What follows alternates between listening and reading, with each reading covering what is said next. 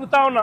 చంద్రబాబు నాయుడు గారి సుపుత్రుడు మాట్లాడుతూ ఆయన మాట్లాడిన మాటలు చూస్తే నిజంగా నాకు ఆశ్చర్యం కనిపిస్తుంది. మానవత్వం అన్నది ఎవరికైనా ఎక్కడైనా కానీ కొద్దో గొప్ప ఉండాలి కదా, ఇలాంటి మనుషులు కూడా ఉంటారా అనిపించింది. నిజంగా ఆయన అంటాడు 1,72,00,000 ఇస్తా ఉన్నాము అని చెప్పి.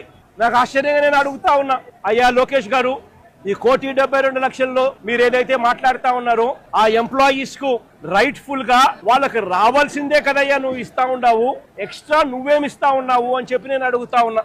ఈ ఎంప్లాయీస్ కి రావాల్సిన గ్రూప్ ఇన్సూరెన్స్ అయితేనేమి, ప్రావిడెంట్ ఫండ్ అయితేనేమి, గ్రాట్యుటీ అయితేనేమి, రిస్క్ ఇన్సూరెన్స్ అయితేనేమి, వీటి నేపథ్యంలో 1.45 crores వాళ్ళకే రావాలా. ఆ తర్వాత కంపెనీనే మరో 25 లక్షలు ఇస్తా ఉంది. అది కూడా విశాఖపట్నం స్టీల్ ప్లాంట్ కంపెనీయే ఇస్తా ఉంది.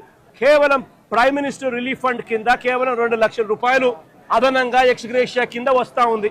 రాష్ట్ర ప్రభుత్వం నుంచి 0 రూపాయి అంటే రూపాయి కూడా ఇవ్వడం లే. మరి నేను అడుగుతా ఉన్నా, 1.72 crores ఇంకొకటి నువ్వు ఇచ్చేదేందయ్యా బోడీ అని అడుగుతా ఉన్నా.